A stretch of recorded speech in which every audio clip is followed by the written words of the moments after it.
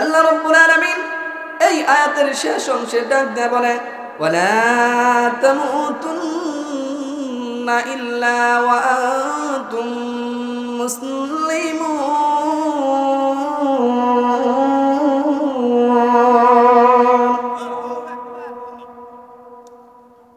রব্বে কারীম ডাক দিয়ে বলে ও দুনিয়ার মানুষ ওয়ালা তামুতুন্না তোমরা কিন্তু মৃত্যু বরণ করো না ইল্লা ওয়া আনতুম মুসলিমুন পরিপূর্ণ মুসলমান না হয়ে তোমরা মৃত্যু বরণ করো না। এখন আমি আপনাদের কাছে প্রশ্ন রাখতে চাই, মৃত্যু কি মানুষের হাতে না রবের হাতে? আল্লাহ তাআলাই এই দুনিয়ার জমিনে আমাকে আপনাকে পাঠিয়েছেন, ঠিক কিনা? আল্লাহর হুকুমে আসছি, আবার আল্লাহর হুকুমে আল্লাহর দরবারে চলে যাব।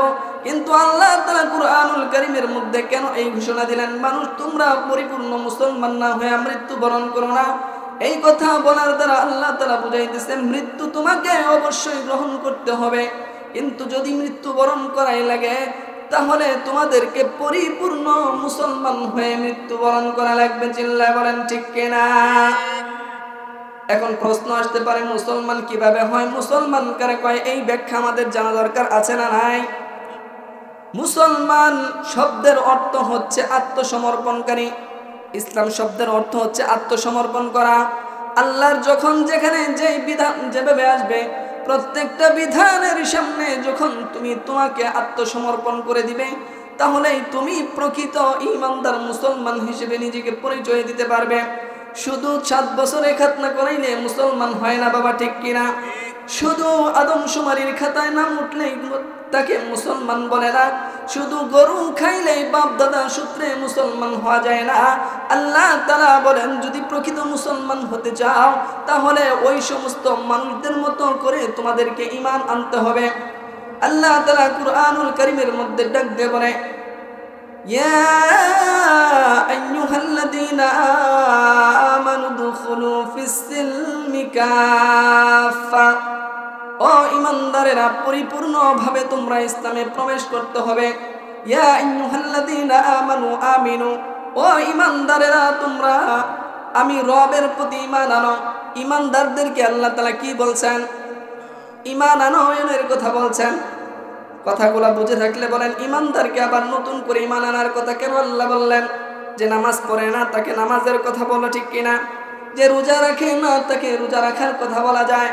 কিন্তু আল্লাহ তাআলা বললেন ইয়া আইয়ুহাল্লাযীনা আমানু। ও ঈমানদারেরা তোমরা ঈমান আনো। কেমন ঈমান? তার নমুনা দেখায়া আল্লাহ তাআলা মডেল তুলে ধরছেন। ইয়া আইয়ুহাল্লাযীনা আমানু, হে ঈমানদারেরা ঈমান আনো কামা আমানান নাস, যেমন ঈমান এনেছিলেন সাহাবায়ে কেরাম রাদিয়াল্লাহু তাআলা আনহুম। সুতরাং ঈমান আনলেই হবে না, ঈমানটা আনতে হবে সাহাবায়ে কেরাম রাদিয়াল্লাহু তাআলা আনহুমের মতো, ঠিক কিনা? এই জন্য আমি যে আয়াতে কারিমা আপনাদের সামনে তেলাওয়াত করেছি, রব্বে কারীম ডাক দিয়ে বলে তোমরা আমি আল্লাহ তাআলার কাছে মুসলমান না হয়ে মৃত্যুবরণ করো না।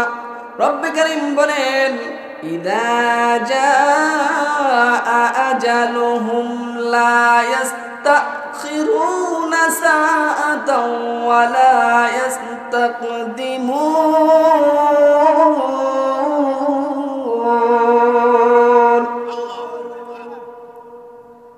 রব্বে কারীম কুরআনুল কারীমের মধ্যে বিভিন্ন জায়গায় ডাইকা ডাইকা বলে ও ঈমানদারেরা তোমাদের যখন নির্ধারিত সময় এসে যাবে, 1 মিনিটও সামনেও যাবে না, 1 মিনিটও পিছনেও যাবে না। নির্ধারিত টাইমে আমার রবের ফরমান যখন হয়ে যাবে, আমার রবের হুকুম যখন এসে যাবে, তখন নির্দিষ্ট সময়ে নির্দিষ্ট জায়গায় তোমার ইন্তেকাল হয়ে যাবে, মৃত্যু হয়ে যাবে। 1 মিনিটও সময় তোমাকে দেওয়া হবে না, ঠিক কিনা? এই দুনিয়ার জমিনে আমরা যারা জীবন ধারণ করেছি, যেই রব আমাদেরকে দুনিয়ার জমিনে পাঠাইলেন, সেই রব আমাদেরকে এই দুনিয়ার থেকে আল্লাহর হুকুমের মাধ্যমে নিয়ে যাবেন, ঠিক কিনা? এখন আপনারা বলেন আমাদের মরণ আছে না নাই? যাদের জীবন আছে তাদের মরণ আছে না নাই? কিন্তু এমন ভাবে আমরা চলি যেন আমাদের মরণ কোনোদিন স্পর্শ করতে পারবে না। অথচ রব্বে কারীম ডাক দিয়ে বলে মৃত্যু থেকে পালায়ন করতে পারবে না। মৃত্যু তোমাকে যত নিরাপদ বেষ্টনীর ভিতরেই থাকো, ওই রব তোমার মৃত্যুর পরোয়ানা তোমার কাছে পাঠায়া দিবে। যদিও সুদূরের মধ্যে থাকো, আসমানের মধ্যে উঠে যাও, যেখানেই যাও না কেন, মৃত্যু থেকে পলায়ন করার ক্ষমতা অধিকার কারণেই, ঠিক কিনা? মৃত্যু আমাদেরকে বরণ করতেই হবে। এই জন্য রব বলছেন ওয়ালা তামুতুন্না, তোমরা মৃত্যুবরণ করো না। কিন্তু অবশ্যই তোমাদেরকে মৃত্যুবরণ তো করতেই হবে। যদি মৃত্যুবরণ করতেই হয়, আল্লাহ তার এখানে তাগিদ দিয়ে ধমকি দিয়ে বুঝাইতেছেন যে তোমরা পরিপূর্ণ মুসলমান হয়ে তারপরে মৃত্যুবরণ করো, ঠিক কিনা? এই জন্য বাবার দিলটা নরম করে দাও। এই দুনিয়ার জমিন থাকার জায়গা না। এই দুনিয়ায় থাকার জন্য আল্লাহ তাআলা আমাদেরকে বানায় নাই। এই দুনিয়ার বুক বিলাস সুখ শান্তি নিশ্চিত করার জন্য আল্লাহ তাআলা আমাকে আপনাকে পাঠায় নাই। এই দুনিয়ার সুখ শান্তি করবে বিড়াল শ্রীগাল চতুষ্পদ জন্তু, ঠিক কিনা?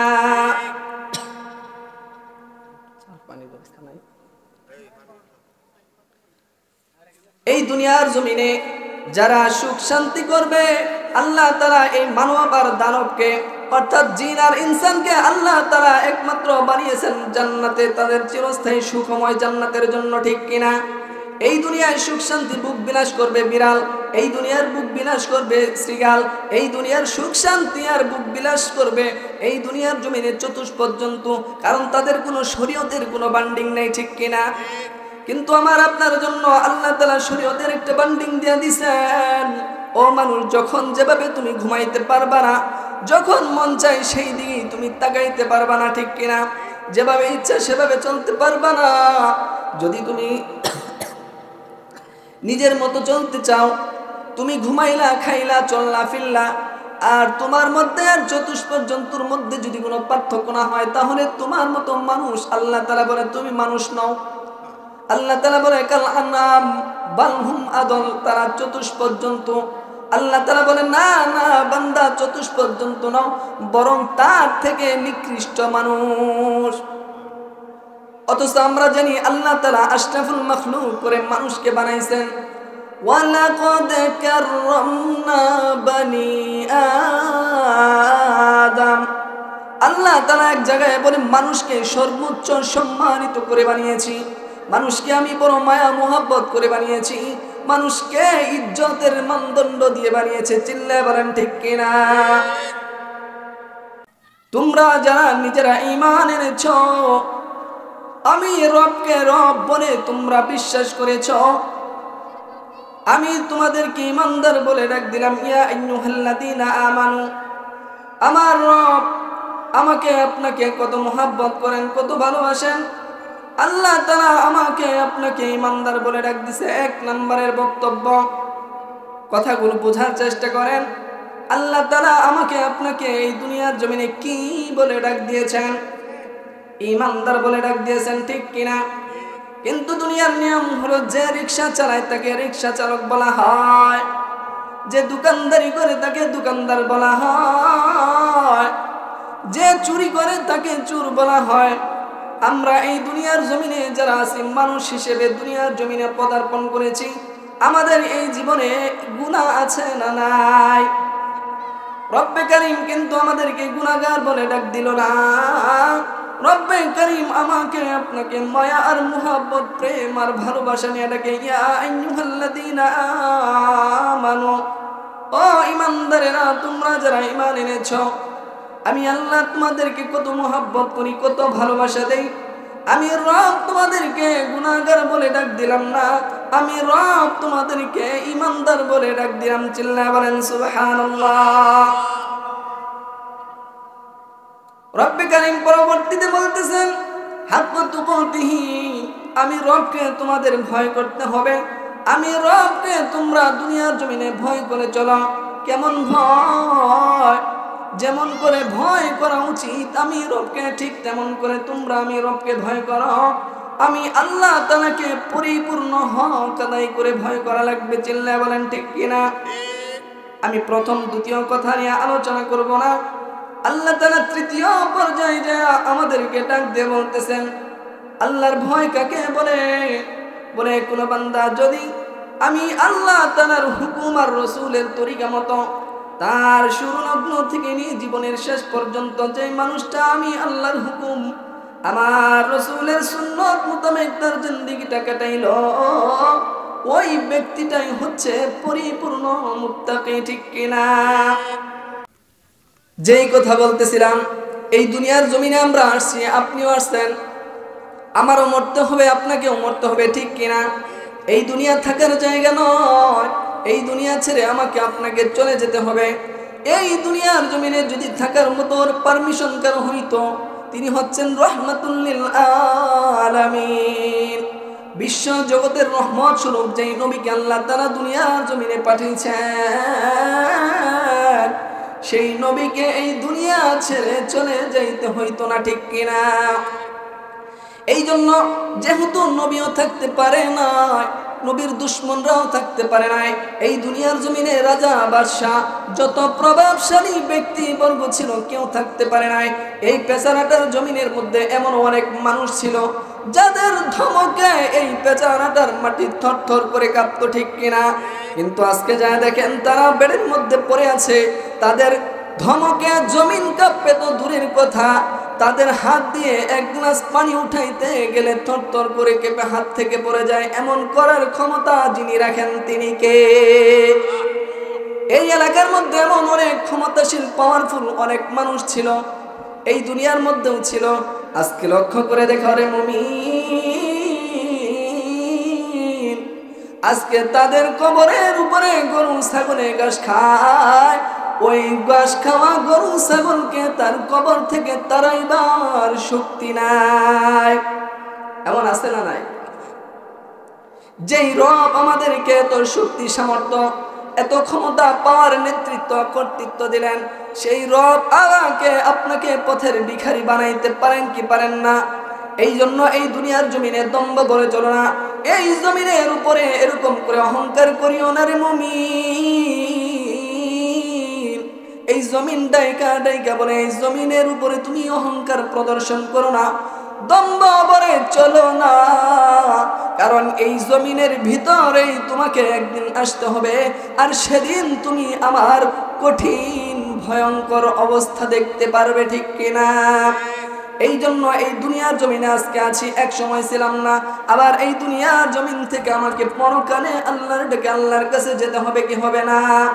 যেই কথা বলতেছিলাম, আমার নবীর সম্মান এত মর্যাদা, রব্বে কারীমের পরে এই দুনিয়ার জমিনে যার নামটা সর্বোচ্চ সম্মানের সাথে না হয় তিনি হচ্ছেন রাহমাতুল লিল আলামিন, নবীজি মুহাম্মাদুর রাসূলুল্লাহ। যার সম্মান এই দুনিয়ার জমিনে আল্লাহর উপরে, আল্লাহর পরে সব থেকে বেশি, যেই নবী জান্নাতের দরজায় টোকা না দিলে জান্নাতের দরজা খোলা হবে না, যাকে রব্বে কারীম উপাধি দিয়েছেন রাহমাতুল লিল আলামিন, এই দুনিয়ার জন্য রহমত স্বরূপ রব্বে কারীম সেই নবীকেও এই দুনিয়ায় থাকতে দেন নাই, নবীর দুশমনরাও থাকতে পারে নাই। ও দুনিয়ার ক্ষমতাসীন ব্যক্তিবর্গ, তোমরাও থাকতে পারবা না, তোমার বাপ দাদাও যারা ছিল তারাও চলে গেছে, তোমাকে ওই কবরে চলে যেতে হবে, এই দুনিয়া থাকার জায়গা না, থাকতে পারবা না। এই জন্য নবীজি 12 রবিউল আউয়াল এই দুনিয়া থেকে ইন্তেকাল করেছে, আমরা জানি, ঠিক কিনা? কিন্তু নবীজি আলাইহিস সালাতু ওয়াস সালাম 8 রবিউল আউয়াল থেকে নিয়ে 8, 9, 10, 11, 12 রবিউল আউয়াল দুনিয়ার জমিন থেকে ইন্তেকাল করেছেন। এই 5টা দিন নবীজির এত কষ্টে কেটেছে, নবীজি বিছানা থেকে উঠতে পারে নাই। দয়ার নবী, মায়ার নবী হুজরা মুবারকের মধ্যে এরকম করে শুয়ে আছেন। নবীজি আলাইহিস সালাতু ওয়াস সালাম এরকম করে তার শরীরের এমন দুরবস্থা হয়েছে, প্রচন্ড জ্বরের কারণে তার শরীরের প্রত্যেকটা নলকুম থেকে প্রত্যেকটা পশমের গুড়া থেকে এরকম করে গাম বাহির হইতেছিল। নবীজি অজ্ঞান হয়ে যায়। আম্মা জান আয়েশা রাদিয়াল্লাহু তাআলা আনহা বর্ণনা করেন, ও উম্মতের দল, আমার প্রিয় নবীজি যখন এরকম 5টা দিন প্রচন্ড মৃত্যুর আগে অসুস্থ হয়ে গেলেন, তিনি এরকম করে একদিন এরকম করে মসজিদে নববীতে নামাজ পড়ার জন্য যাবেন। এই নামাজের প্রতি নবীজির কি পরিমাণ প্রেম দরদ মহাব্বত ছিল। এই নামাজকে প্রতিষ্ঠা করার জন্য নবী ঘাড়ের মধ্যে উটের ভুঁড়ি উঠেছে, ঠিক কিনা? এই নামাজকে কোরআনকে প্রতিষ্ঠা করতে যাইয়া আমার নবীর প্যারা নবীর মাথায় হেলমেট ভাঙ্গা হয়েছে, ঠিক কিনা? এই নামাজ আর কোরআনকে প্রতিষ্ঠা করতে যাইয়া আমার পয়গম্বরকে উহুদের ময়দানে দান শহীদ করা হয়েছে, তায়েফের ময়দানে রক্ত জড়ানো হয়েছে। আমার নবীজি যখন হুজরা মুবারকের মধ্যে অসুস্থ হয়ে পড়ে আছেন, এমন সময় নামাজের সময় হয়েছে। আম্মা জান আয়েশা রাদিয়াল্লাহু তাআলা আনহা বর্ণনা করেন, আমার নবীজি যখনই হুঁশ ফেরে তখনই বলে সালাত সালাত, নামাজ হয়ে গেছে নাকি? এরকম করে নবীজি বলেন। এরকম করে আম্মা জান আয়েশা রাদিয়াল্লাহু তাআলা আনহা নবীজিকে এরকম করে উঠাইছেন, বেহুশ হয়ে পড়ে গেছেন, আবার উঠাইছেন, আবার বেহুশ হয়ে পড়ে গেছেন। 7 বার পর্যন্ত নবী বেহুশ হয়ে গেছেন। আম্মা জান বলে 7 বারে আমি নবীজির মাথার মধ্যে 7 কলস পানি ঢেলে তাকে হুঁশ করেছি। পরবর্তীতে 2 জন সাহাবীর কাঁধে ভর করে নবীজি মসজিদে নববী থেকে নামাজ আদায় করেছেন। এই নামাজের প্রতি নবীজির এত প্রেম ছিল, মায়া মোহাব্বত ছিল, অথচ সেই নামাজের প্রতি আমাদের কোনো মায়া নাই, মোহাব্বত নাই। চাষ করে বসে বসে গল্প করি, আড্ডা দেয় আর চা খায়, নামাজের খবর নাই। অথচ ওখানে বসে বসে ফতোয়া জারি করে আশিক রাসূল দাবি করি। না না, তুমি প্রকৃত আশিক রাসূল হইতে পারো না। নবীজি মৃত্যুর আগ মুহূর্তে 7 বার বেহুশ হয়ে গেছেন নামাজের চিন্তায়, আর তুমি ওখানে বসে বসে বিড়ি সিগারেট টানবা আর ইমাম সাহেবের সমালোচনা করে তুমি কখনো নবীজির আশিক হইতে পারো না। চিল্লায়া বলেন ঠিক কিনা?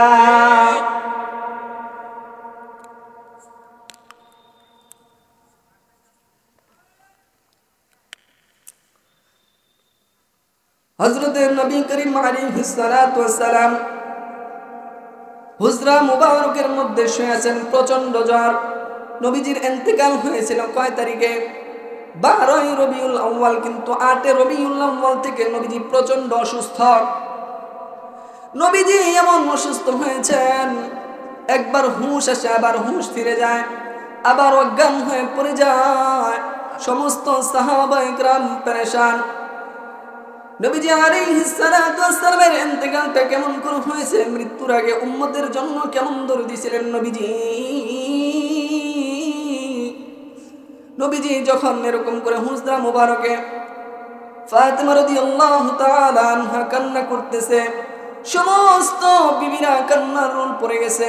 সমস্ত সাহাবায়ে কেরাম হুজরাখানার চতুর্দিকে পাগল আর উম্মতের মতো ঘুরতেছে। হায় রে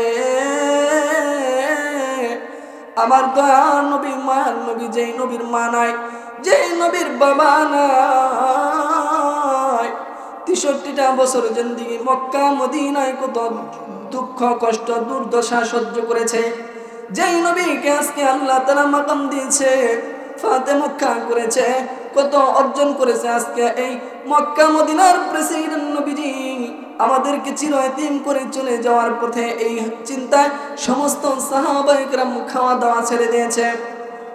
আম্মা জান আয়েশা রাদিয়াল্লাহু তাআলা আনহা হুজরা মুবারকে ফাতেমা রাদিয়াল্লাহু তাআলা নবীজির কলিজার টুকরা সন্তান চোখের পানি ফেলে ফেলে কান্না করে, বাবা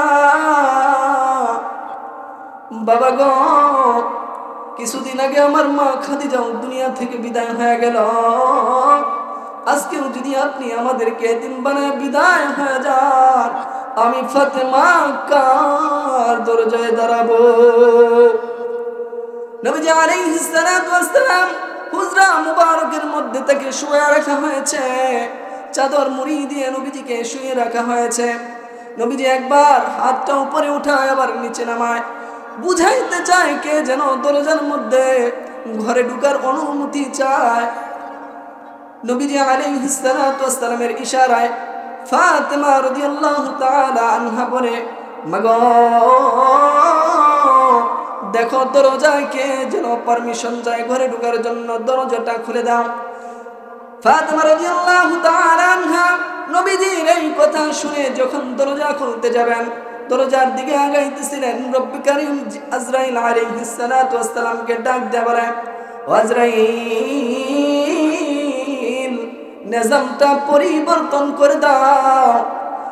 ওই যে আমার পয়গম্বর বলেছে দরজায় কে যেন অনুমতি চায়, যদি ফাতেমা এসে কাউকে দেখতে না পায় তাহলে কাফের বেঈমানরা রটাবে আমার রাসূল ইন্তেকালের আগে সেন্সলেস হয়ে গেছে, জ্ঞান হারিয়ে ফেলেছে, ঠিক কিনা? রব্বে কারীম ডাকতে বলে, ও আজরাইল, তুমি তোমার রূপটা সুরতটা পরিবর্তন করে দরজার সামনে দাঁড়ায় যাও। যখন ফাতেমা রাদিয়াল্লাহু তাআলা আনহা দরজাটা খুললেন, লক্ষ্য করে তাকায় দেখেন এমন একজন বিকট আকৃতির মানুষ, যার পা জমিনে, মাথা অনেক উপরে। এই দৃশ্য দেখে ফাতেমা রাদিয়াল্লাহু তাআলা আনহা একটা চিৎকার দিয়ে ফেলেছে, বাবা গো, এ কেমন মানুষ আমাদের দরজায় দাঁড়িয়ে আছে, যার পা অনেক নিচে এবং মাথা অনেক উপরে। মক্কা মদিনার কোন মানুষের সাথে তার চেহারার কোনো মিল নাই। বাবা, এ কে গো, কেন আমাদের দরজার সামনে এই মুহূর্তে আসছে? নবীজি আলাইহিস সালাতু ওয়াস সালাম বলেন, মারে হাযা মালাকুল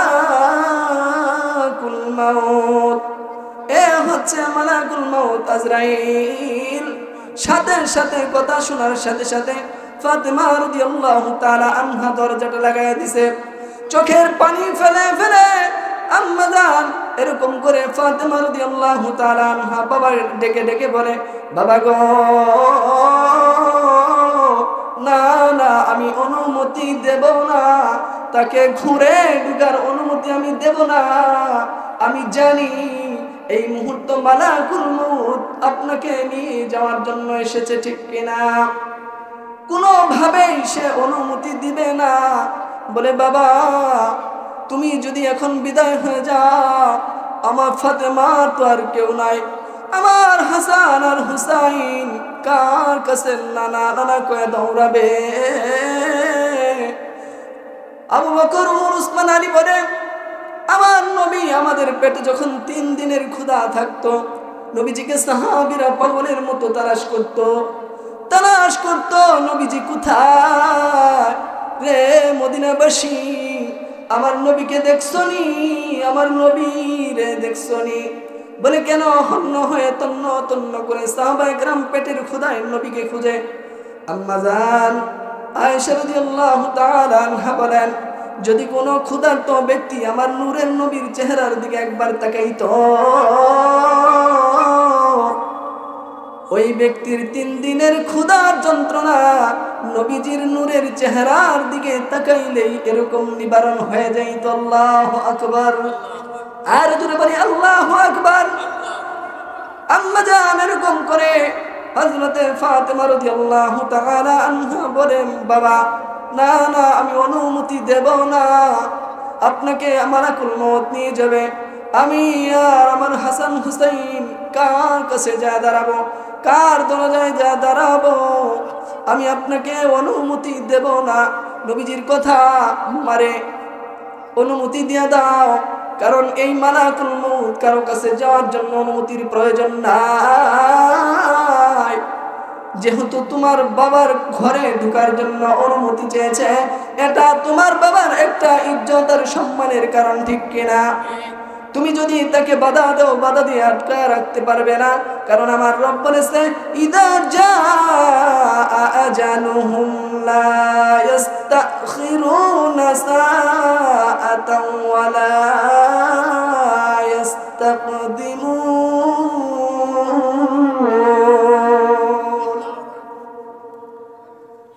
যেই বান্দাটার নির্ধারিত সময় চলে আসবে, ওই নির্ধারিত সময়ের 1 মিনিট আগেও করা হবে না, 1 মিনিট পরেও করা হবে না, ঠিক কিনা?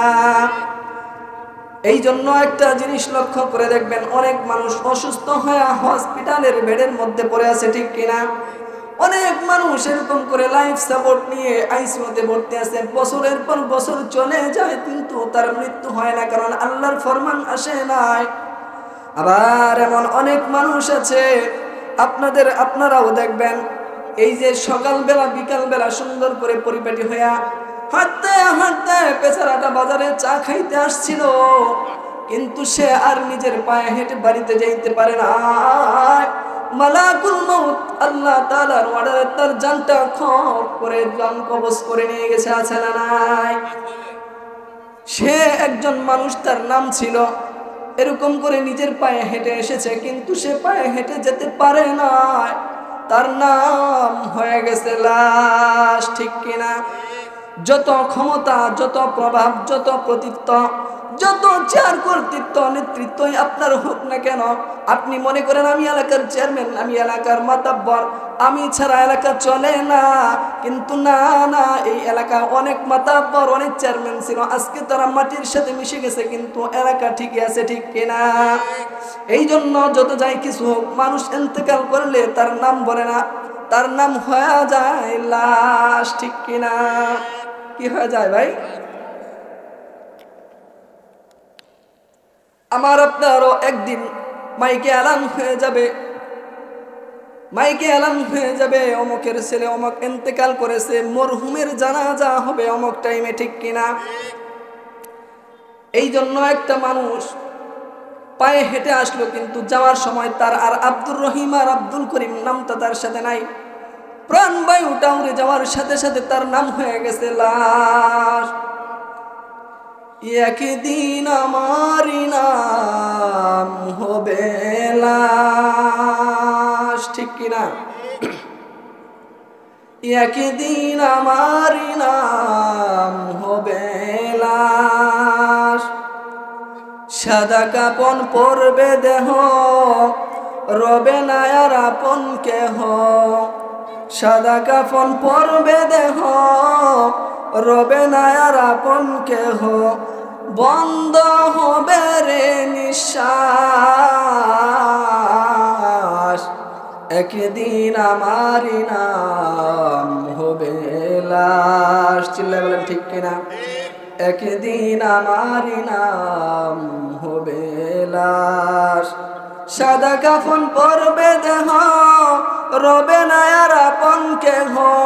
সাদা কাফন পরবে দেহ, রবে না আর আপন কেহ। বন্ধ হবে রে নিঃশ্বাস, একদিন আমারি নাম হবে লাশ। সময় হয়ে গেছে, এই জন্য আমি যে কথাগুলো বললাম, আমাদেরকে কি করতে হবে? নবীর প্রেম মায়া মোহাব্বত দিলে লালন করতে হবে।